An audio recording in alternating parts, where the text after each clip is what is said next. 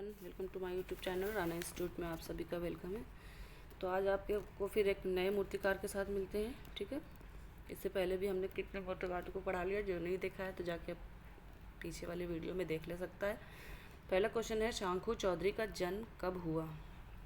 1916 में कि 1915 में कि 1914 में कि 1913 में? तो आपका सही आंसर क्या हो जाएगा? 1916 में।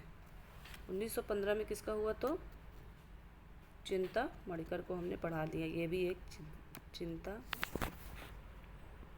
मणिकर, ये भी एक मूर्तिकार है, ठीक है।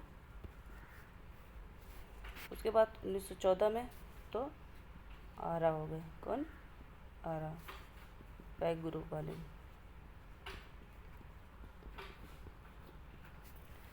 1913 में कौन हो गया? अमृता शेरगिल। क्वेश्चन नंबर 2 है, शंकु चौधरी के गुरु कौन थे? नंदलाल बोस, अवनींद्रनाथ टैगोर कि राम किंकर वैस की सभी?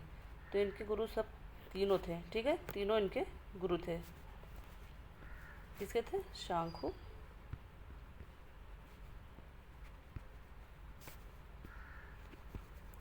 चौधरी के।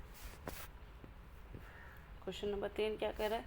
शंकु चौधरी की प्रमुख मूर्तियाँ कौन सी हैं? टॉयलेट, फिगर कि ये दोनों हैं कि दोनों में से कोई नहीं है? तो इसका सही आंसर क्या हो जाएगा? इनमें से दोनों हैं। क्वेश्चन नंबर सी आपका सही हो जाएगा। ललित कला अकेडमी के फेलो इसमें से कौन रह चुके हैं? सॉरी, ये दोनों का वो बता दें तो आपको माध्यम नहीं बताया। टॉयलेट का माध्यम क्या है? तो पत्थर, ठीक। और फिगर किससे बनाया? तो उन्होंने कास्ट से, लकड़ी से बनाया, ठीक। क्वेश्चन नंबर 4 है, ललित कला के फेलो इनमें से कौन रह चुके हैं? शंकु चौधरी, राम किंकर बैज, प्रदोष दास गुप्ता, डीपी राय चौधरी। तो कौन रह चुका है? ये शंकु चौधरी, ठीक। प्रदोष दास गुप्ता कौन थे? ये कलकत्ता ग्रुप के फाउंडर थे, ठीक है।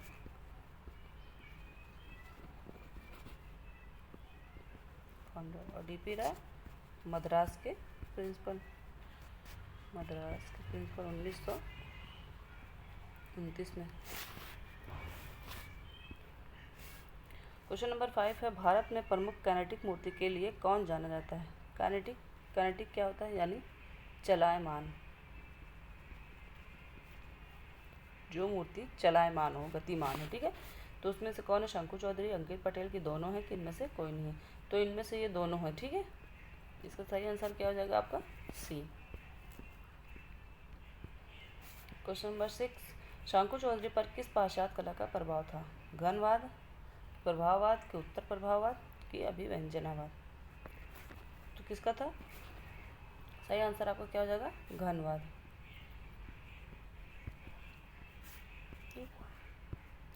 क्वेश्चन नंबर 7 है, राम किंकर बैच के साथ नेपाल स्मारक प्रतिमा का निर्माण करने के लिए कौन गया था उनके साथ? डीपी राय चौधरी गए थे कि शंकु चौधरी कि चाचा चौधरी की सभी? कौन गए थे इसमें से? तो शंकु चौधरी, ठीक।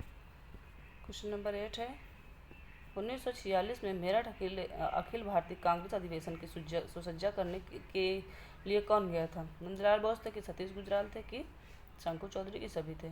तो ये इन्होंने क्या बनाया था? ये अखिल भारतीय वाले कौन हो जाएंगे? नंदलाल बोस। नंदलाल बोस किसका बनाया था? तो हरिपुरा कांग्रेस, ठीक। हरिपुरा कांग्रेस।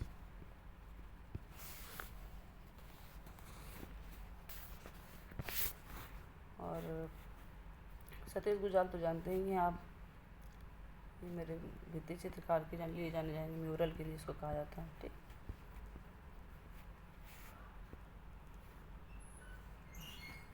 और उसके बाद एक मिनट,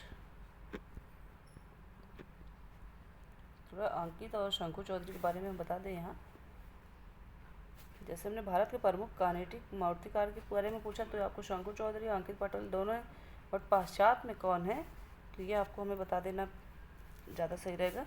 यूरोपीय काइनेटिक कौन कहलाएंगे? तो अलेक्जेंडर काल्डर कहलाएंगे। कौन? Alexander Calder.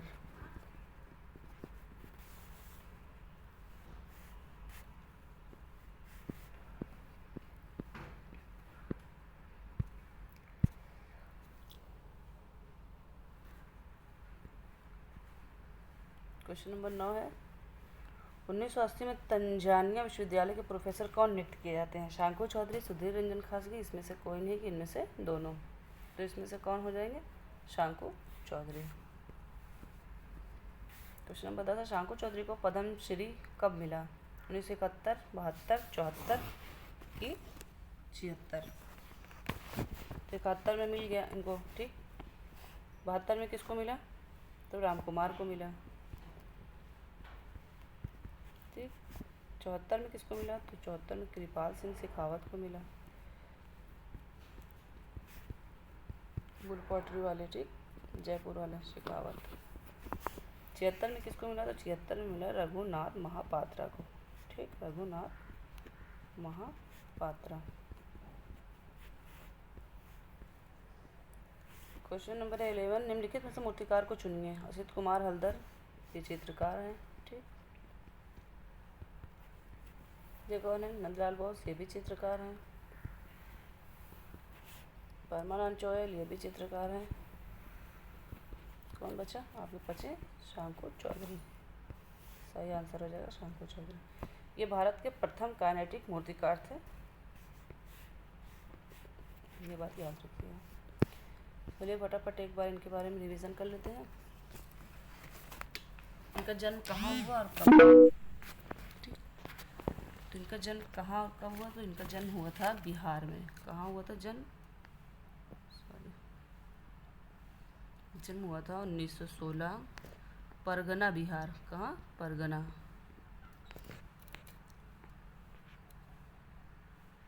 परगना बिहार में जन्म हुआ। तो उनकी मृत्यु भी हुई है। तो मृत्यु कब हुई है? तो मृत्यु हुई है 2005 में, ठीक। और ये किस लिए जाने जाते हैं? ये चित्रकार थे कि मूर्तिकार? तो ये मूर्तिकार के रूप में जाने जाते थे। अब ऐसा नहीं कि चित्रकार मूर्तिकार थे तो चित्र नहीं बनाया, नहीं, उन्होंने चित्र भी बनाया। और सबसे ज़्यादा मेन बात ये है कि ये कहाँ किस ग्रुप से बिलोंग करते थे, किस ग्रुप से थे? तो ये दिल्ली शिल्पी चक्र में इन्वॉल्व थे, ठीक है, दिल्ली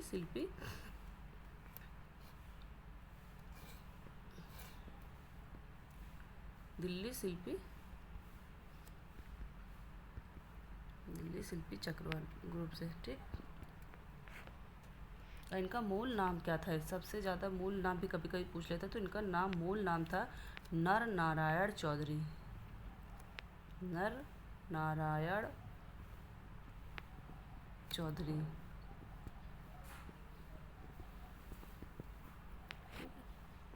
अब शिक्षा कहाँ से लिए थे ये?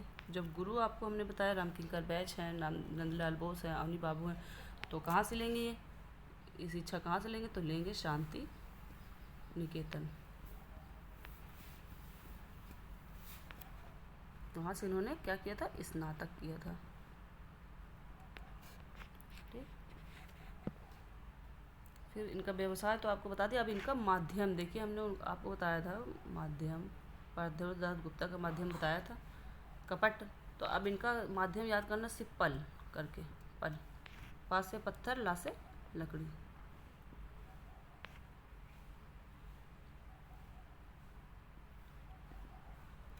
ऐसा नहीं सिर्फ पत्थर और लकड़ी में ही काम करते थे, इनका माध्यम सब था, लेकिन मेन ज़्यादातर ये पत्थर और लकड़ी से ही पकड़ा।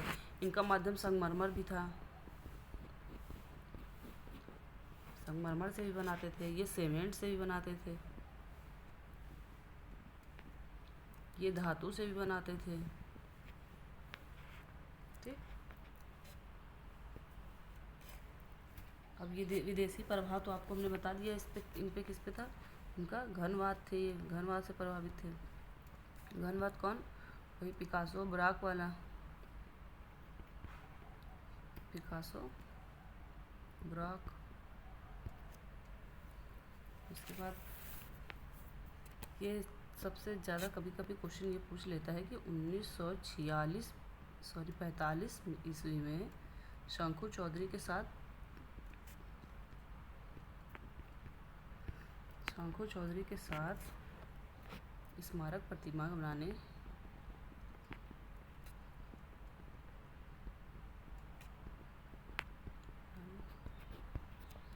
नेपाल, इसको याद रखिएगा ज़रूर से, नेपाल।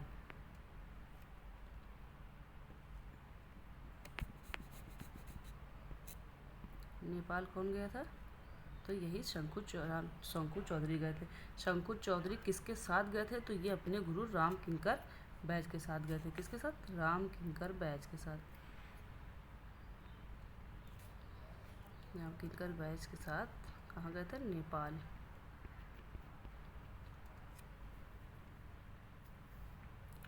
और ये जो प्रतिमा थी, तो ये प्रतिमा किस चीज़ की थी? ये युद्ध स्मारक थी। जो प्रतिमा बनाने गए थे तो ये युद्ध की स्मारक थी। ठीक, ये स्मारक थी, इसकी मूर्ति बनाने के लिए वो नेपाल गए थे। अब 46 में क्या हुआ? 45 में तो वहाँ हो गया। 1946 में शंकु चौधरी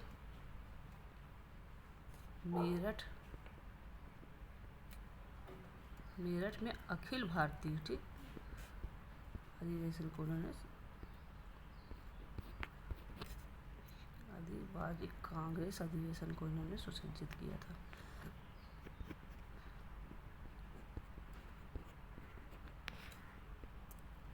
ठीक, और 1980 में 45 में वो मूर्ति बनाए जाके नेपाल। फिर 46 में वो मेरठ की अखिल भारतीय कांग्रेस के अधिवेशन उन्होंने बनाया।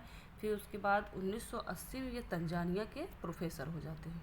ठीक, ये 1980 में तंजानिया विश्वविद्यालय के क्या जाते हैं? ये प्रोफेसर हो जाते हैं। ठीक, और फिर 46 में कार्यकार करते हैं नई दिल्ली में एकेडमी में। ठीक, फिर शंकु चौधरी देश विदेश की आर्ट गैलरियों में भी अपना उत्कृष्ट कार्य लगाया है इन्होंने। बहुत जगह मतलब बाहर भी गए थे ये। फिर उसके बाद आप देखिए, बस इनकी मेन ज़्यादातर ये क्या है, किस विधा में जानते हैं, और ज़्यादा इनकी सबसे वही नेपाल जो गए थे राम किंकर बैज के साथ, ये इम्पोर्टेंट है उनके। और ये मेरठ वाला अखिल भारतीय कांग्रेस वाला, और ये मूर्तिकार थे। इनका माध्यम क्या था, इनके गुरु क्या थे, कौन थे, और इनको कौन सा पुरस्कार मिला था, ये भी याद रखिएगा। पद्मश्री मिला था तो 1971 में। ठीक, ये पद्मश्री देता कौन है? तो ये भारत सरकार देता है, याद रखिएगा। 1956 में इनको राष्ट्रीय ललित कला का भी पुरस्कार मिला है, याद रखिएगा। 1956 में ललित कला का भी इनको पुरस्कार मिला है। ललित कला अकादमी का राष्ट्रीय पुरस्कार। ठीक, और ये ललित कला अकादमी का फेलोशिप भी इनको मिला है। ठीक, 82 में 1982 में फेलोशिप भी मिला है।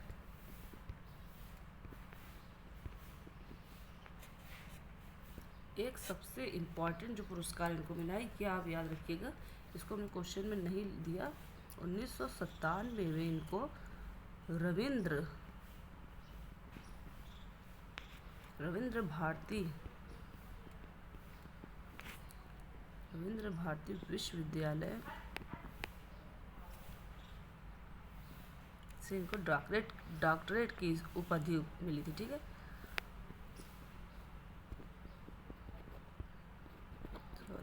पुरस्कार के लिए डॉक्टरेट की उपाधि इनको मिली थी। कहाँ से मिली थी? तो ये रविंद्र भारती विश्वविद्यालय की तरफ से इनको इसकी उपाधि प्राप्त हुई थी।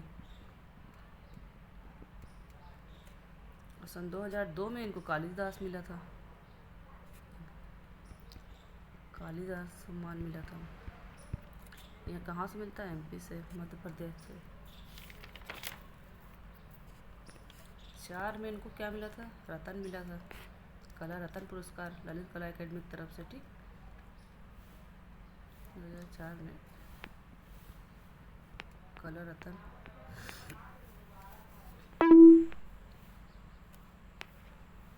ललित कला की तरफ से मिला था। और सन 2004 में भी इनको लाइफ टाइम अचीवमेंट कभी life time achievement award legend of India की तरफ से, किधर से मिला था? लीजेंड ऑफ इंडिया की तरफ से।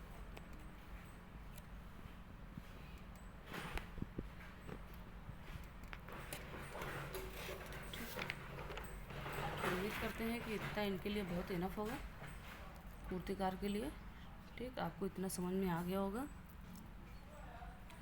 ठीक, आपको कल फिर मिलते हैं, कल एक नए मूर्तिकार के साथ। तब तक के लिए बाय।